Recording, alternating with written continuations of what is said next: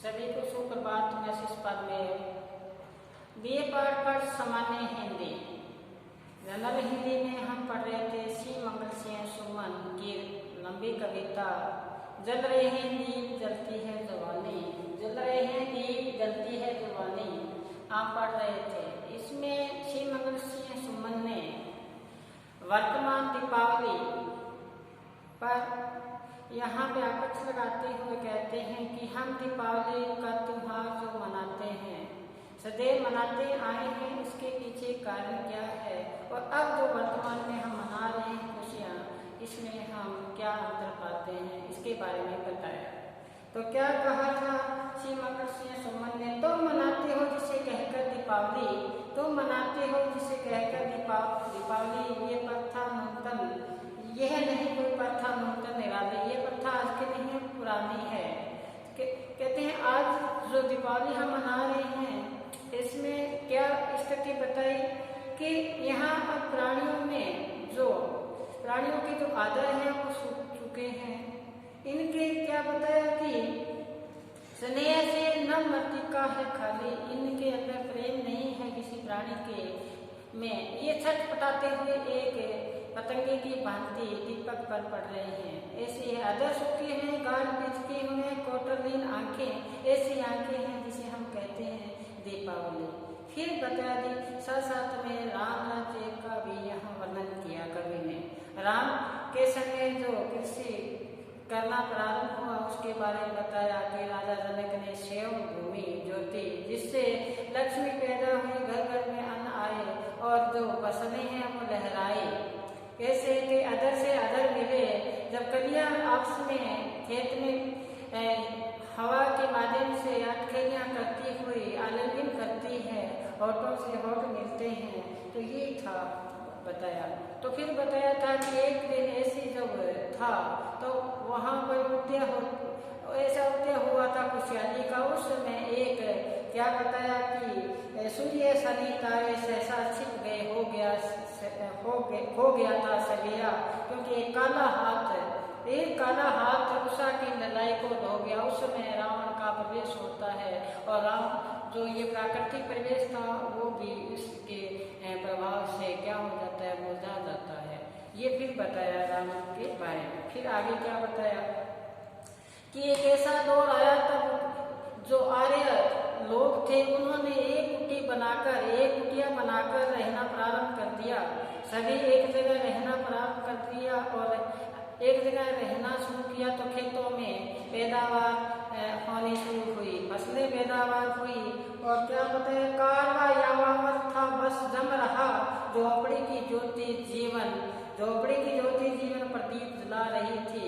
झोपड़े में भी एक ज्योति आशा की किरण जगी, और कौन सी जगी कि धरा की बेटी देवता बन आ गई थी।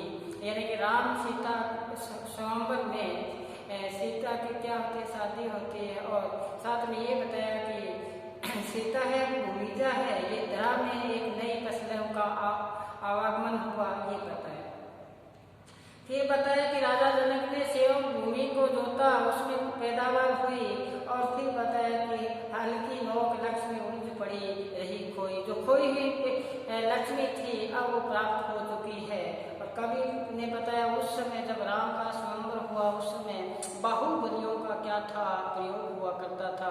यानी कि बाहुबली थे, उनकी परीक्षा ली जाती थी स्वयंवर में। तो ऐसे ही स्वयंवर में श्री राम ने कौशिक धनुष को उठाया और सीता के साथ उनकी क्या हुआ, परिणीत हुई। और आगे बताया कि धनुष राम ने तोड़ा, घनश्याम ने तोड़ा, नव निर्माण करना था क्योंकि पुराना हो चुका था। ये यहाँ तक हमने अध्ययन कर लिया। फिर चलते हैं आगे, कवि ने फिर क्या बताया। ऐसी चारों तरफ से खुशहाली व्याप्त थी, फसलें खेतों में लहरा रही थी। कहती है कि बाजरा खेतों में लहराता कहता कि मेरे यौवन को बढ़ने देना, और के अदर से अदर मिल रहे थे, कलियां आपस में आलिंगन कर रही थी। ऐसा वातावरण था, चारों तरफ से खुशियां व्याप्त थी। उस समय फिर किसका प्रवेश होता है, रावण का। किसका प्रवेश होता है, रावण। ये रावण का जैसे ही प्रवेश होता है तो उन खुशियों पर पानी फिर जाता है। उस किस्म तरह संदर्भ में कवि ने आगे की रचना में बताया है। तो हम चले आगे की रचना में, क्या बताया है। कुबेर ओस इंद्र द्वार में दरबानी करते थे। जैसे ही उनके जो अंत की छाया यहाँ रावण का, तो उसके बारे में बताया है। हम देखें साथ साथ में अपने इसमें भी अंकित करें, सह प्रसंग व्याख्या करते जाएंगे पंक्ति पंक्ति की। चलें क्या बताए, कुबेर ओस इंद्र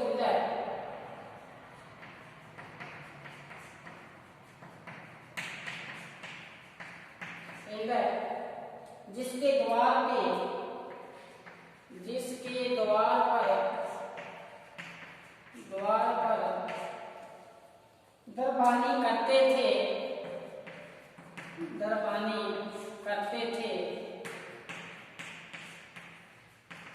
दरबानी करते थे, पवन पंखा झला करता था, पवन पंखा झला करता था, पवन पंखा झला करता था, पानी में भरते थे, पानी मेघ भरते थे। अब देखो ये रावण में यहाँ जो रावण का साम्राज्य था उसके बारे में कवि ने यहाँ वर्णन किया है। तो देखो आगे क्या बताया है, आगे बताया से यमराज चौखट से, यमराज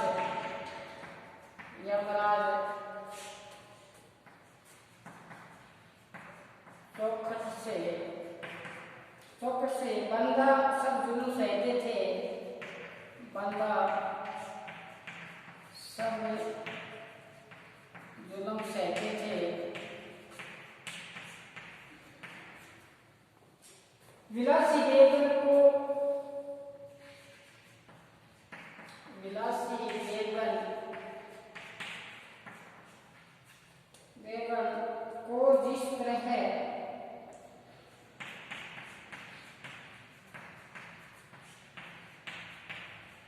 जिस तरह रखता था रहते थे,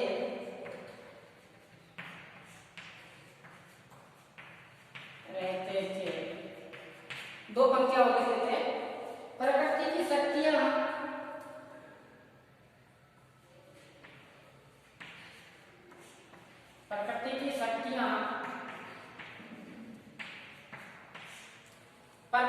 शक्तियां आगे बताए जिनकी सलामी से बजती थी,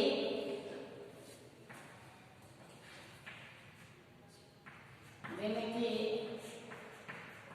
सलामी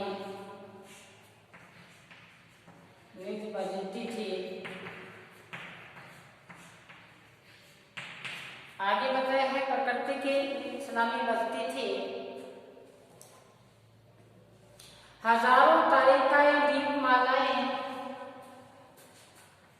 हजारों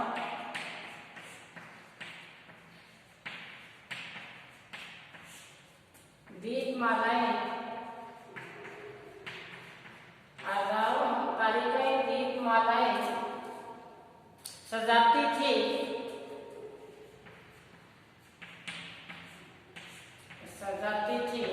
फिर आगे बताया है सजाती थी। करोड़ों सब के अंबरों पे सिंहासन बनाया था, फिर बताया करोड़ों सब के अंबारों पे, करोड़ों के अंबारों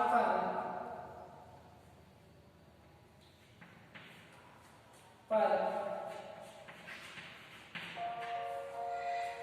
सिंहासन बनाया था,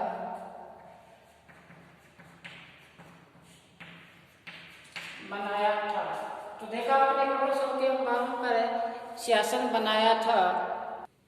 आगे देखो अब रावण का जो प्रभाव है वो कैसे बताया है कवि ने यहाँ पे। तो बताया है कि कुबेर उस इंद्र जिनके द्वार पर दरबानी करते थे, पवन पंखा झला करता था, पानी मेघ भरते थे, स्वयं यमराज चौखट से बंधा सब जुल्म सहते थे, विलासी देवगुण को जिस तरह रखता था रहते थे, प्रकृति शक्तियां जिनकी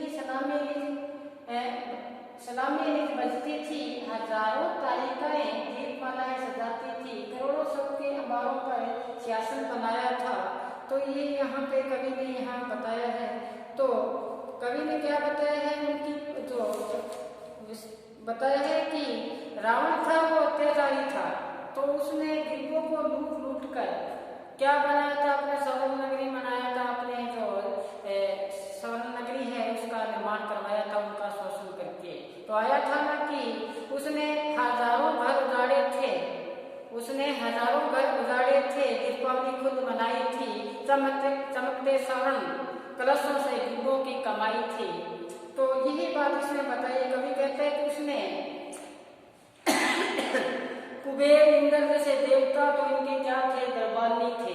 अब देख लो, ये देवता लोग तो उनकी दरबानी करते थे।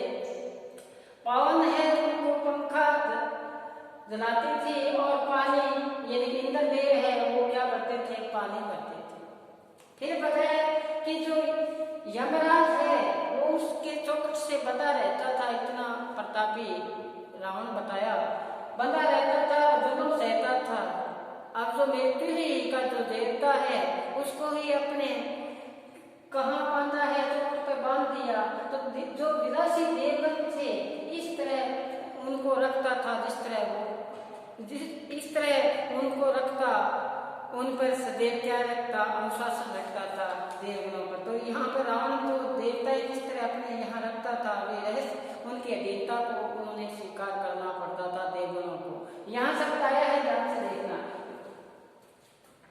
ये सब विलासी देवगण को जिस तरह रखता, देवता सदैव क्या रहे हैं, विलासी रहे हैं। ये शब्द यहाँ कहना चाहता है। फिर क्या बताया, प्रकृति की शक्तियां जिनकी सलामी नीचे बसती थी। अब आगे क्या बताया कवि ने यहाँ बताता है, कवि कहते हैं कि अधर्मी शोषक और शक्तिशाली रावण आंत की चहुं और व्याप्त थी। अधर्मी रावण था, उनकी जो शक्ति थी वो चारों तरफ से विराजमान थी, और ये शक्तियां भी उनको क्या करती थी, हजूरी में सदैव खड़ी रहती थी। जितनी भी शक्तियां थी वो उनके हजूरी में क्या करती थी, खड़ी रहती थी। और फिर बताया कि हजारों तारिकाएं जो थी वो इनकी क्या करती थी, दीपमालाएं लेकर सजाती थी। जो अप्सराएं हुआ करती थी, सुंदरियां थी, वो तो हाथ में दीपक लेकर रावण का क्या करती, स्वागत करती थी, दीपमालाएं सजाती थी। रावण ऐसा था कि उन्होंने ऋषि मुनियों को, रावण ने ऋषि मुनियों को क्या किया था, उनका वध किया था, उनको मार के, और उसी मारकर उसी के ऊपर क्या बनाया, अपना सिंहासन बनाया। उसने माता सीता को बंदी बनाकर क्या बनाया था, इसमें धरा की नंदिनी को बंदी जिसने बनाया था, जो धरा की जो पुत्री थी, राजा जनक की जो पुत्री थी सीता, उसको भी उसने क्या बनाया, बंदी बनाया। तो ये बताया उनके अंत के बारे में। तामसी वृत्ति का जो रावण था, कौन सी वृत्ति का था, ये तामसी वृत्ति का था, तामसी वृत्ति का ये कौन था, रावण था। उसने ऐसा किया। यहाँ समझ में आ गया आपको कि ये जो कुबेर है, इंद्र है, ये देवता जितने भी है ये इनके क्या करते थे, जबानी करते थे। पवन पंखा जला करता था, मेघ पानी भरते थे, से यमराज इनकी चोट से बंधा रहता था, जुल्म सहते थे। विलासी देवगण वो जैसे रखता था वो क्या रहते थे। अब फिर बताया कि प्रकृति की जितनी भी शक्तियां थी वो इनको क्या करती थी, सलामी करती थी। और फिर बताया है कि हजार अप्सराएं या सुंदरियां इनके क्या करती थी, दीपमालाएं सजाकर स्वागत करती थी। हजारों करोड़ों इन्होंने क्या बोला, ऋषि मुनियों को क्या बोले, ऋषि मुनियों को मारकर उसने अंगार बनाया, ऐसा उसको क्या बनाया, अपना सिंहासन बनाया है। ये क्रूर रावण के बारे में, तामसी वृत्ति के बारे में यहाँ श्री मंगल सिंह सुमन ने बताया कि जल रहे हैं दीप, जलती है ज्वाली के माध्यम से। आगे देखो कवि ने क्या बताया, आगे बताया है, दहल का दम जिसे 10 शीश कहते थे। रावण क्रोधित होता था तो कहते हैं 10 शीश धारण कर देता था। दहलकर जिसे 10 शीश कहते थे वो ऐसा अहंकारी था, जैसे क्रोध में आकर वचन उतारता तो कहते हैं 10 शीश उसपे मस्तक पर विराजमान हो जाते थे। और कहते हैं प्रबल आंतक बाहुओं के बीच कहते थे, जैसे ही ज्यादा आंतक छा जाता तो हाथ दो की जगह कितने हो जाते थे, 20 हो जाते थे। फिर बताया कि हवाओं की उड़ती समुद्र ठहराता था, पवन को भी ये पवन देवता था या पवन थे उनको भी डर था, वो भी उनके जिस प्रकार से रावण रखता था उसी प्रकार रहना पड़ता था उनको भी। और फिर बताया है कि समुद्र ठहराता था, इतना अंत तक था कि समुद्र है उसने भी कांपना शुरू कर देता था जब रावण अपने क्रोध में आता था।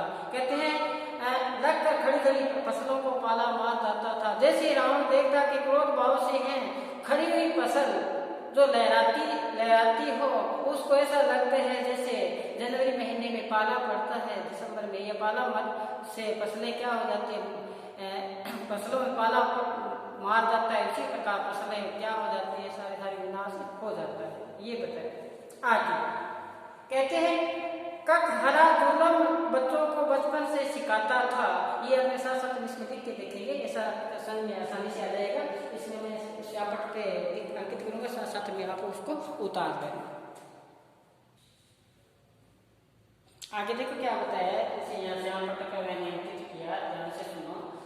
कक हरा जुलम का बच्चों को बचपन से सिखाता था कि वेदों और शास्त्रों की सदा होली जलाता था, मनन करते हुए मुनियों की खाने खींच लेता था, गरौंदे खेल के बच्चों की टांगे चीर देता था।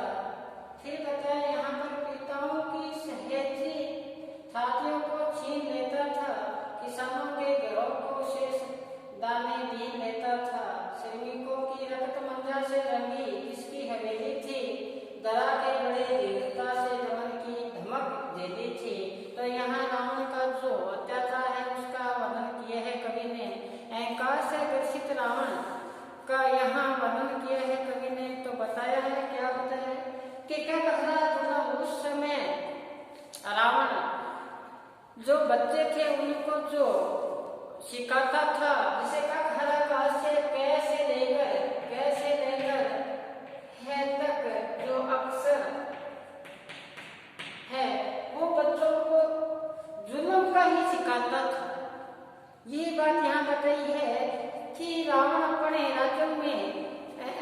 राज्य में बच्चों को जुल्म का ही पाठ पढ़ाता था और कोई पाठ नहीं पढ़ाता था। फिर बताया कि वेद शास्त्रों को तो उसने क्या बताया, होली जला दी। वेद शास्त्र पवित्र वेद शास्त्र थे, उसको इकट्ठा किया और अग्नि को समर्पित कर दिया, जला दिया उनको। फिर आगे क्या बताया है कि अगर कोई ऋषि मुनि तप कर रहा है, अगर कोई ऋषि मुनि क्या कर रहा है, तपस्या कर रहा है, ईश्वर का नाम का जाप कर रहा है, तो ऐसे ऋषि मुनियों को वो क्या कर लेता था, खाल खींच लेता था उसको।